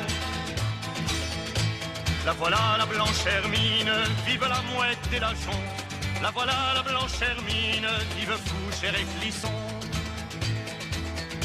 Si je meurs à la guerre, pourra-t-elle me pardonner d'avoir préféré ma terre à l'amour qu'elle me donnait? J'ai rencontré ce matin, devant la haie de mon champ, une troupe de marins, d'ouvriers, de paysans. La voilà la blanche Hermine, vive la mouette et la jonc. La voilà la blanche Hermine, vive Fougère et Clisson. Alors, de retour sur Méridien Zéro, sur une spéciale MZ en goguette, en Bretagne, avec les camarades d'Atsao. Alors, messieurs, j'ai envie de dire, parlons vraiment d'Atsao, de son, ou tout du moins évoquons son programme politique ou ses axes de combat. Quel modèle économique proposez-vous pour la Bretagne ? Demain, vous êtes aux manettes, vous comptez partir sur quelle logique ? Vous avez développé l'agroalimentaire, il est déjà là, qu'est-ce que vous en faites ? L'agroalimentaire, il est là, donc on ne va pas l'enlever. Parce D'accord. qu'aujourd'hui, c'est le point fort de la Bretagne. Et alors, c'est ce qui lui permettrait de survivre ? Enfin, de survivre. L'agroalimentaire seul ne peut pas l'aider à survivre. Et puis, à un moment, on ne peut pas d'un côté combattre les algues vertes et continuer de développer l'agroalimentaire. Donc, je pense qu'il va effectivement, c'est-à-dire qu'il n'est peut-être pas nécessaire que la Bretagne soit aujourd'hui le premier ou le deuxième exportateur de porc en Europe. Je pense qu'effectivement, on peut peut-être se partager le terrain avec d'autres, ce qui éviterait de pourrir nos sols. Maintenant, à côté de ça, effectivement, l'agroalimentaire, c'est une grosse part de l'économie bretonne actuelle. Donc, à partir de là, cette économie-là, on se la garde, bien sûr. C'est ce qui explique un taux de chômage en dessous de la Moi, moyenne pour la nationale. simple raison, c'est que de toute façon, l'agroalimentaire, il faudra nourrir le monde en permanence. Donc, comme disaient certains, si on doit nourrir la planète, il faut multiplier l'agriculture actuelle par 10 ou 100. La seule différence, c'est que ces gens-là, n'ayant pas de pognon, on va quand même pas les nourrir. Je résume un peu, mais le libéralisme, c'est un peu ça. Donc, je pense qu'aujourd'hui, l'économie doit être différente. Nous, on est pour une économie localiste. Voilà. Donc, je pense qu'en fait, on devrait répartir nos richesses un peu partout. Aujourd'hui, on a un gros pôle qui est effectivement l'agroalimentaire. Profitons-en, continuons de le développer. Travaillons avec d'autres, ailleurs, sur d'autres territoires de la planète. Parce que travailler en localiste, ça ne veut pas dire fermer, malgré que diraient nos camarades l'autre côté de la barrière, on n'est pas tourné que sur nous-mêmes. On ne se regarde pas le nombril, quoi. On se doute bien qu'en Bretagne, on ne va pas manger du chou-fleur et puis du bar à longueur de journée, quoi. Donc, on doit obligatoirement travailler avec les autres. Les autres, c'est l'Europe en priorité, mais ouvert sur tout le reste. Maintenant, si on se sépare de notre camarade français et qu'on récupère nos billes, il est bien clair qu'en fait, les ports militaires actuels, on doit pouvoir les récupérer. Si on les récupère, parce qu'on va pas monter une armée bretonne, je pense que la Bretagne n'est pas faite pour se construire une propre armée. L'Europe est là pour ça aussi qu'on est européen et fédéraliste, parce qu'on pense que certaines choses doivent être aux mains de l'Europe, mais on doit garder, nous, la maîtrise. Le régalien, à l'Europe. Effectivement. Donc à partir du moment où ces ports-là sont ici, et si on avait les infrastructures que la France nous a toujours interdites, Brest pourrait être le premier port européen. Il n'est pas normal aujourd'hui que les bateaux passent devant Brest et aillent décharger à Rotterdam ou à Hambourg. Donc, deuxième point qui pourrait effectivement être un vrai fer de lance, c'est l'économie maritime. La Bretagne était le premier pays européen au niveau économie maritime. Première flotte. La France l'a détruite. Elle se l'est appropriée petit à petit. Donc en fait, elle l'a détruite, pas volontairement, c'est qu'en fait la France avait une autre volonté qu'un combat maritime. Ma nuance était plus sur le fait que, bon, si on met de côté l'Espagne, hein, mais c'est vrai que la pêche européenne d'une façon générale est laminée. Ouais, c'est vrai que c'est pas spécifique. Enfin, non, il n'y a pas que la pêche. Le maritime, c'est pas que la pêche. Oui, tout à fait. Voilà, c'est pas que la pêche et les ports de plaisance. Même si aujourd'hui en Bretagne, on se bat pour supprimer les ports de pêche pour mettre des ports de plaisance, pour des raisons qui sont des raisons économiques à court terme, qui finissent par faire détruire. Pas écologiques, et puis qui détruisent les villages. C'est-à-dire qu'aujourd'hui, on passe sur de l'ensemble de nos côtes, en fait, où il y a rien du tout. L'hiver, il y a 3 maisons d'ouvertes, on trouve même pas un bistrot, parce que même les bistrots, ils sont tenus par des mecs qui viennent de métropoles, des grandes métropoles bretonnes, que ce soit Rennes ou Nantes, et qui viennent l'été pour ouvrir leur petit bar pendant 3 semaines et puis faire la saison. Ouais. Donc voilà où on en est arrivé. Donc effectivement, il faut trouver une autre économie. Il y a une réelle économie maritime. Avant, il y avait des ports, le Légué travaillait sur certains transports, etc. L'Orient travaillait sur d'autres systèmes, le Saint-Nazaire. Donc aujourd'hui, il y a une véritable économie maritime qui est aujourd'hui laissée à l'abandon. Donc il faut la redévelopper. Pour ça, il faudrait qu'on ait des ports qu'on puisse utiliser, des vrais ports, des grands ports. Donc Brest, Lorient, entre guillemets. D'accord. Donc ça, c'est une phase de l'économie. L'autre chose, c'est qu'aujourd'hui, le monde moderne, on utilise tous des hautes technologies. La Bretagne reste à la pointe des hautes technologies, que ce soit Lannion pour tout ce qui est haut débit, fibre optique, etc. Aussi bien et Rennes pour toute la partie multimédia, tout ce qui est logiciel et tout. Donc, utilisons ce potentiel-là pour faire vivre en priorité les habitants de notre pays. Voilà. Qu'on paye notre quote-part à l'Europe. Voilà. La France serait fédérale, je dirais, on paye notre quote-part à la France. Là. La France, on veut pas qu'elle aille se faire foutre, et on payera notre quote-part à l'Europe. Voilà. Mais aujourd'hui, c'est l'inverse. C'est-à-dire qu'aujourd'hui, la France veut pas qu'on soit autonome, mais elle prend quand même 80% de nos impôts. Donc à un moment, il faut être resté raisonnable. Donc c'est vrai que le taux de chômage, aujourd'hui, il est moindre en Bretagne. Oui, je pense qu'effectivement, parce que l'agroalimentaire, qui est une des grosses parts de l'économie actuelle, fait que il faut manger, quoi. Même si effectivement on peut en discuter de tout ça, mais les salaires sont en train de baisser énormément parce qu'aujourd'hui les gros de l'agroalimentaire breton, que ce soit les Copperle et la Clique, en fait préfèrent embaucher des gars qui n'ont pas de papier, comme les dernières histoires qu'il y a eu. C'est le principe c'est le dumping social dont on parlait en début d'émission, et c'est pleinement ça. Hein. Et ça rejoint le phénomène migratoire, enfin l'immigration en tous les cas. Tout est lié en fait. Absolument. Le pouvoir d'achat aujourd'hui, il y a que mes camarades de la CGT et de Sud qui croient en fait qu'allant soutenir les sans-papiers, ça va augmenter leur salaire. À un moment, il faut arrêter. Ils ont manifesté hier pour défendre les immigrés. Aujourd'hui, ils sont payés comme des immigrés. Demain, ils seront payés comme des sans-papiers. Voilà, la question, il n'y a pas besoin d'aller faire le tour. C'est comme ça. Alors, on parle des camarades de Sud ou de la CGT, là. La position d'Atsao sur le syndicalisme. On est plutôt ouvert à tout syndicalisme. Parce que le syndicalisme... Surtout si c'est celui d'Atsao ? Non, au contraire. Enfin, je veux dire, le syndicalisme ne doit pas être lié à la politique. Voilà.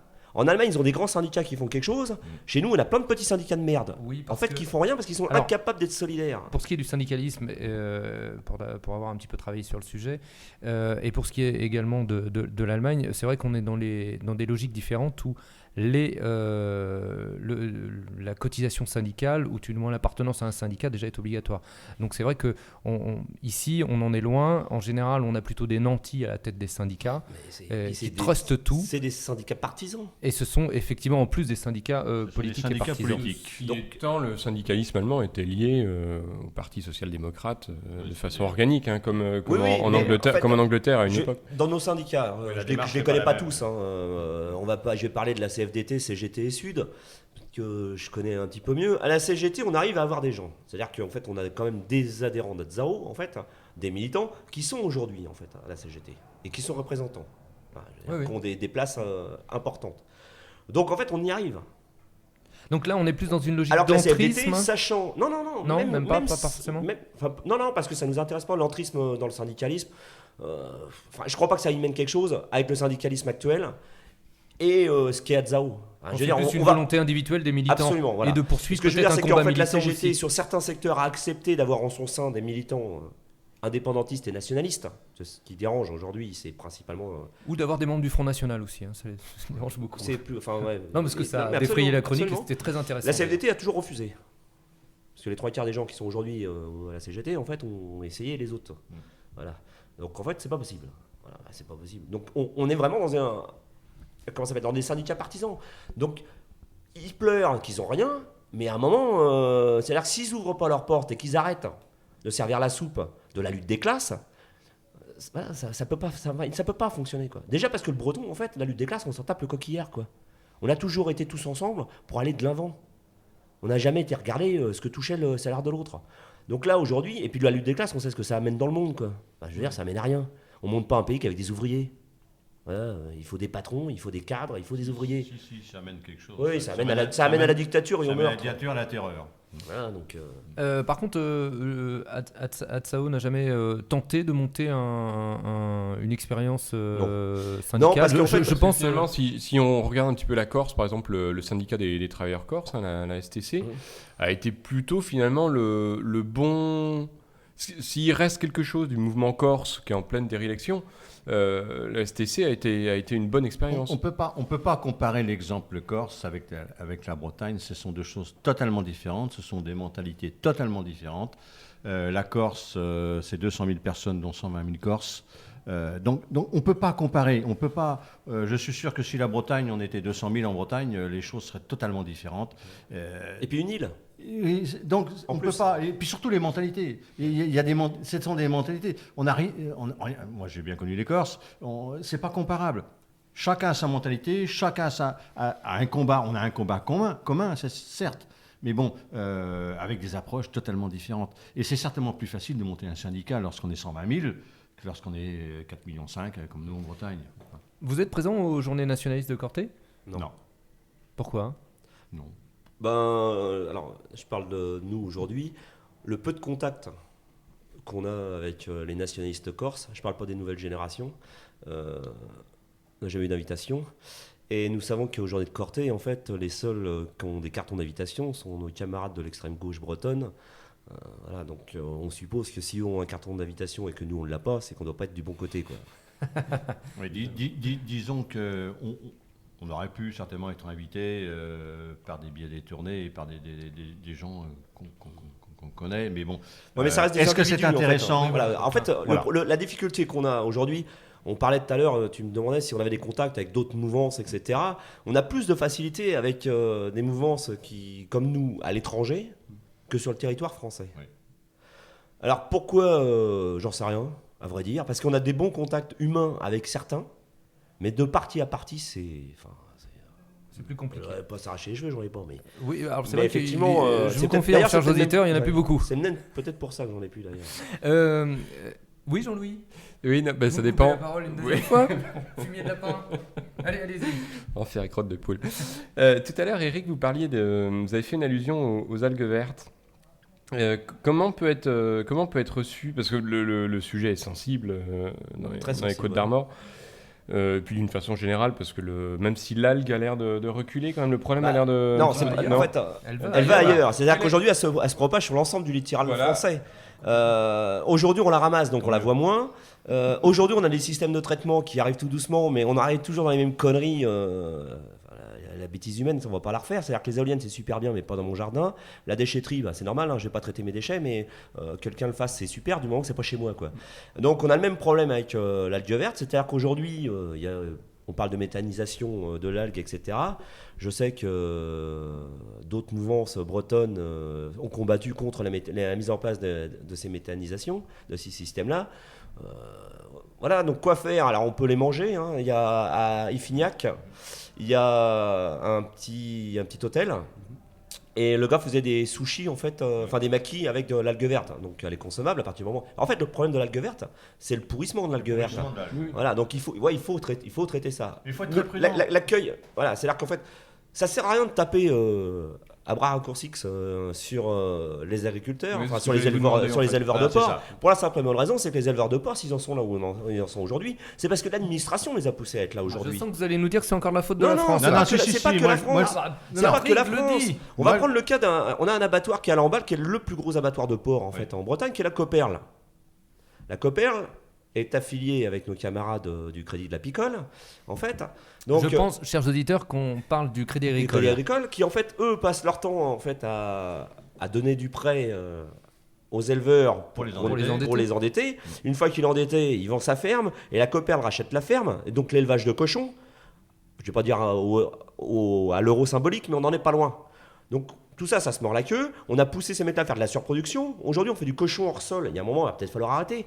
C'est-à-dire qu'à la Défense, ils ont des tours en verre. Nous, bientôt, on va avoir des tours de porc ici. Donc il arrive un moment, soit on fait effectivement de la méthanisation derrière pour pouvoir gérer tout ça, soit on la fait pas. Et la merde, il faut bien la mettre quelque part. Alors on a essayé, ça ne rentre pas dans les assiettes, personne ne va en bouffer. Donc à un moment, il faut la traiter. Et effectivement, sur les algues vertes, enfin, on a de bons rapports parce qu'on a fait les communes du secteur, que ce soit Morieux et toute la clique, on a été plutôt super bien reçus, malgré l'étiquette qu'on a sur le dos, par les élus et la population. Donc ce qui prouve qu'en fait, la Bretagne, c'est pas d'autres régions, où effectivement, malgré le discours qu'on peut tenir, qu'il soit nationaliste, etc., et indépendantiste, à partir du moment où on parle des sujets qui fâchent, bah, les gens sont prêts à nous écouter, quoi. Alors justement, c'est quoi Atsao aujourd'hui sur le terrain? Quelles sont les campagnes que vous avez en cours ou, Les qu'est-ce campagnes... que vous proposez ou voilà. Alors en campagne, en fait, on en a aujourd'hui, on va dire, deux en cours pour le moment, en fait. Une qui est justement sur vivre et travailler au pays, donc sur toute la partie des côtes. Ça me rappelle un truc, ça. Ouais, Vive. c'est bizarre, Une ça. belle affiche. Mm. Bref. Voilà. Donc justement sur les maisons secondaires, principalement. Donc Derrière les maisons secondaires, c'est intéressant ça. En fait, la maison secondaire, on en a marre. En fait, ce qu'on voudrait, nous, c'est qu'il y ait des lois qui... C'est-à-dire que moi, j'ai pas le droit d'avoir ma. Si, ma tu petite peux l'avoir. bicoque Pourquoi tu la en- prends pas à Carré, par exemple, ou au centre-Bretagne? Vous êtes fous. Voilà. Je vais Donc foutre sur la la, carré, côte, moi. sur la côte, qui est de la maison secondaire, pourquoi pas, de toute façon. Et de toute façon, on n'a pas le choix. Le tourisme, c'est aussi l'accueil. Le problème, c'est que la maison secondaire elle est concentrée sur certains points. On va prendre des cas comme Sarzeau, on est intervenu, etc. Enfin, on a des coins comme le Quel type d'intervention vous tractage, faites? enfin boitage, tractage. Classique, principalement. militant, Ouais, on va au militant, contact de la militant de base, population, quoi. des élus, Voilà. etc. On a fait sur Séné, etc. Donc dans la même chose que Séné, c'est où? Séné, c'est à côté de Vannes. On a fait une action pareille parce que c'est lié à vivre et travailler au Péry. Les autres bédouins, ils construisent leur voirie et ils vont chercher du granit chinois. C'est-à-dire que nous, on a du granit à Chiagogo en Bretagne et on n'arrive pas à le vendre. Et les autres, les élus. Et il n'y a pas que là, hein, autour de Rennes. Donc ça, vous le dénoncez auprès de la Oui. population. Pas auprès de seulement la parce que population. le- Et en fait, on On a eu le cas à Vincennes aussi, hein, où le maire de Vincennes, en région parisienne, était allé chercher ses granites. Oui, mais il n'y a pas de carrière de granit à Vincennes. Non, mais Parce justement, que nous, il on a aurait plein de pu, carrières de justement, granit il en aurait pu Bretagne. en mais quelque apporter, il part, aurait pu en effectivement, apporter de Bretagne. Voilà. Non mais c'est vrai. Donc en fait mais ça fait partie en fait nous c'est on va dire on globalise le vivre et travailler au pays, c'est effectivement tout ce qui touche à la maison secondaire parce que la maison secondaire c'est pas qu'une maison secondaire en fait. Dans une ville où il y a 80% de maisons secondaires, il n'y a plus d'école, Oui. il n'y a plus de commerce, il n'y a plus de vie. Il y a peut-être un souci pour l'accession à la propriété aussi Des locaux. du autochtone. Les jeunes Bretons ne c'est peuvent exactement lié, ce qui fait qu'en fait l'emploi se déplace puisque le gars peut plus y vivre. Donc on part et en fait les villes se vident économiquement, etc. Alors évidemment, on va dire ça enrichit la ville pendant 6 mois voilà. On va prendre large. Hein. 6 mois, ça fait beaucoup. hein, Non, c'est parce plutôt, qu'il y a les ouais, 4 mois d'été, il y a mai, juin, juillet, août, le Pâques septembre. et tout. Ah ouais. Donc on arrive encore, je vais dire 6 mois parce que je suis large. Mais le reste du temps, il n'y a plus rien. Je veux dire, on a fait Erquy. À Erquy, je pense que 80% des gens d'Erquy ne sont pas à Tzao, hein, puisque l'adjoint au maire est au parti breton. Enfin, on a été reçus. Voilà. On l'a fait pourtant en saison estivale. Bah, y a l'estivant qui dit ouais, moi je suis pas d'ici, donc votre revendication, j'en ai rien à foutre. Je suis pas breton. Et puis il y a le gars d'Erquy qui lui est implanté là, qui aimerait bien que son gamin puisse avoir une maison ici, quoi. Alors qu'aujourd'hui c'est pas le cas, parce qu'en fait on est sur un dumping immobilier qui est. Donc aujourd'hui Oui, il y a des solutions, on ne va pas dire de bloquer les choses, mais il devrait y avoir des priorités pour les locaux, il devrait y avoir un contrôle des mairies, etc. quoi. Ouais, justement, en même temps, la part de responsabilité des élus locaux, elle est énorme, non? Dans ce problème. Oui, Les donc élus faut les... locaux qui sont, Absolument. pour le coup, bretons. Ouais, mais ils sont pas plus bretons que moi, je suis prêtre orthodoxe. Bah, je veux dire, ces gens-là, ils sont soit. t'es pas prêtre orthodoxe. Ces gens-là, en fait, aujourd'hui, ils sont élus pour quoi? Ils sont pas élus sur des étiquettes bretonnes pour les 3/4. Ces gens-là, ils servent la soupe au Parti Socialiste, à l'UMP, je sais pas, au MoDem, enfin, au Parti Communiste, à ce qu'ils veulent. De toute façon, ils sont pas de enfin, voilà, je vais pas dire qu'ils sont pas de chez nous parce qu'ils ont 100 bretons. Mais il y a longtemps que ces gens-là, ce qui les intéresse, c'est d'avoir leur place, etc. Donc en fait, la place, elle est vite faite. Hein. C'est la gamelle. C'est la gamelle. Alors, Et justement, l'impôt locaux, il est payé aussi Moi, j'aurais à revenir par sur ces les gens-là. Ah. Et en plus, il est beaucoup plus cher. Enfin, la mais maison pour ça, il va secondaire, falloir arrêter, Eric. La maison secondaire a un coût. Enfin, pour une commune, elle touche plus sur une maison secondaire en impôts locaux que sur. Donc effectivement, c'est ça qu'il faut casser pour changer le. Mon cher Eric, je crois que Patrick voulait voudrais revenir sur les cochons. Oui, je voudrais revenir sur les cochons, parce que bon, ce qu'a dit Eric sur le développement économique de la Bretagne, bon, c'est sûr, le jour qu'on aura les manettes, lorsqu'on aura la maîtrise de notre destin, ça sera beaucoup plus facile. Il ne faut pas oublier que le Danemark produit 2 à 3 fois plus de cochons qu'en Bretagne et pollue 2 fois à 3 fois moins. Donc, c'est-à-dire qu'on peut produire encore plus de cochons en Bretagne ou plus d'autres choses, sans polluer ou au moins en polluant beaucoup moins. C'est-à-dire qu'il faut adapter, si vous voulez, et ça l'État français, je m'excuse, il s'en fout totalement en Bretagne. Comme a dit Eric, on prête de la... la... pas seulement l'État français, Non, mais je crois que c'est logique de système. Quand on dit l'État C'est le français, système, mais quand oui, on dit mais l'État c'est- français, c'est les Bretons qui sont dans le système C'est ça, de c'est l'État tout, français. c'est tout un Quand système. même. C'est la surproduction. C'est la surproduction enfin, et le on- reste, on s'en fout. voilà. Et qu'on pollue ou qu'on ne pollue pas, on s'en fout. Alors qu'on pourrait produire beaucoup plus et sans quasiment polluer. Il y a tout existe. On parlait de la méthanisation, mais il y a plein d'autres choses qui permettent de quasiment pas polluer. On pollue toujours, de toute façon. Je m'excuse, ceux qui sont contre tout, les écolos de mes deux, là, hein, vert dedans et rouge dehors. Non, c'est pas vrai. Le plus grand pollueur, c'est la ménagère. Tous les produits toxiques qu'elle met pour faire ses lessives, ses vaisselles, etc., ces gens-la polluent. C'est pour ça que je fais Il ni n'y a pas que les vaisselle ni agriculteurs. lessive. Alors là, j'ai un principe de Il n'y a base. pas que je les ne pollue pas. agriculteurs. Il ne faut pas tout mettre sur le dos des agriculteurs, même si on sait très bien que les algues vertes... Ils sont on quand sait- même responsables. Oui, mais Mais ils sont Grande responsables, partie. indirectement Ouais, il faut responsables. quand même savoir que les communes sont aussi responsables sur une grande part, parce qu'avant que l'Europe attaque la France avec dommages et intérêts pour régler le problème breton du nitrate, les 3/4 des villes bretonnes de la côte déversaient toute leur merde dans la mer. Oui, quoi. il n'y avait pas d'usine d'épuration aux C'est pas normes. si vieux que ça démarre. Oui. Quand, Alors on critique l'Europe. C'est sûr que l'Europe, le modèle actuel de l'Europe Non, oui, c'est ne ça. nous satisfait Le pas. bidule Mais européen. au ne nous moins satisfait pas. l'Europe oblige la France, et la France est constamment condamnée. Ça, on ne le voit pas dans les journaux c'est régionaux, les droits de l'homme. ni dans Ouest France, ni dans rien du tout. La France est condamnée sans arrêt pour la langue bretonne, pour plein de choses, et notamment pour la pollution des rivières, la pollution de l'eau, les nitrates. Je voulais juste revenir sur ce qu'on peut trouver sur votre site internet, là, qui est le programme de gouvernement. Décidément, j'ai du mal. C'est peut-être parce qu'on est dans une taverne et que c'est la 3e tournée. Désolé, chers auditeurs. Donc, le programme de gouvernement breton édité par Adsao et les fameuses 210 propositions. Je voulais juste savoir, sur le site, c'est précisé que vous avez travaillé pendant 2 ans là-dessus. Donc, on est vraiment dans une logique de contact terrain, travail militant, travail de recherche. Comment vous avez fonctionné ? On a essayé d'analyser, si vous voulez, toutes les grandes questions qui se posent à la société bretonne et donc au peuple breton. On traite de l'immigration. Tout à l'heure, un air ironique, Eric parlait de l'armée bretonne. Bon, on a pris une position. L'armée bretonne, ce serait même pas utopique, ce serait vraiment de l'ironie de notre Vous avez part. vraiment essayé d'être réaliste. Ah non, on a été réaliste Voilà. pour proposer des choses sérieuses. On a posé des questions, on a répondu aux questions de façon très très sérieusement au peuple breton pour qu'ils s'aperçoivent que nous sommes un parti, non seulement un parti nationaliste et indépendantiste, mais un parti de proposition dans le cadre d'une future souveraineté bretonne. Donc, j'ai vu également sur votre site internet qu'il y avait un certain nombre de questions-réponses qui permettent de préciser des choses. C'est pas inutile d'ailleurs d'y revenir. Donc, Adsao est bien dans une logique légitimiste, Voilà.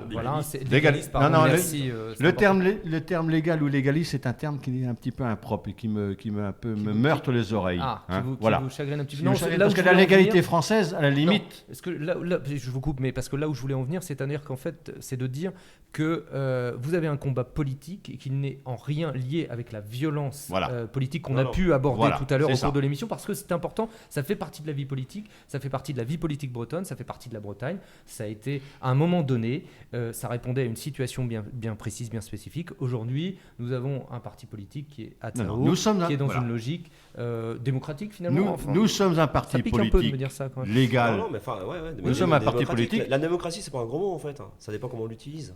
D'accord. Ça dépend ce qu'on en fait. Voilà, c'est ça. Non, nous sommes un parti politique, entre guillemets, légal. Nous sommes, de toute façon, depuis maintenant 12 ans, on n'a eu aucun procès. On est toujours resté, si vous voulez, dans les rangs. Par contre, on a toujours dit, nous sommes opposés à la violence. Même si l'action clandestine peut revenir, peut être à nouveau d'actualité sur le terrain politique, hein, parce que l'action clandestine est également une action politique, mais ça ne regarde pas. D'accord. C'est pas du tout notre objectif. Très bien. Eh bien, écoutez, Jean-Louis, une dernière question ou alors très très rapidement, non? Parce que Non, nous allons juste conclure. voilà, on va être obligé de conclure alors qu'on a encore 3 tonnes de questions Bah, à vous reviendrez. poser aux camarades d'Atsao. Mais du coup, on reviendra parce que finalement, la bière est bonne. Voilà. Alors là, Il fait beau. Alors, écoutez, chers auditeurs, je vous l'assure, il ne pleut pas. Non. Mais en Bretagne, il pleut que sur les cons. Les autres sont au bistrot. Voilà, absolument. Très bon. Eh bien, alors, écoutez, nous, en tous les cas, nous recommandons à nos auditeurs la Duchesse Anne, c'est ça? Lancelot. Lancelot. Brasserie Lancelot, formidable. En tous les cas, chers auditeurs, nous allons nous quitter. Je remercie nos camarades d'Atsao pour leur accueil et puis pour ce moment d'échange vraiment fort sympathique. Et un bonjour à nos amis français qui nous écoutent. Ah, bah écoutez ça, je pense que ça fera Voilà. plaisir à beaucoup d'auditeurs. Je ne dirais qu'une chose, mon cher Jean-Louis, à l'abordage Et Kenavo. et pas de quartier.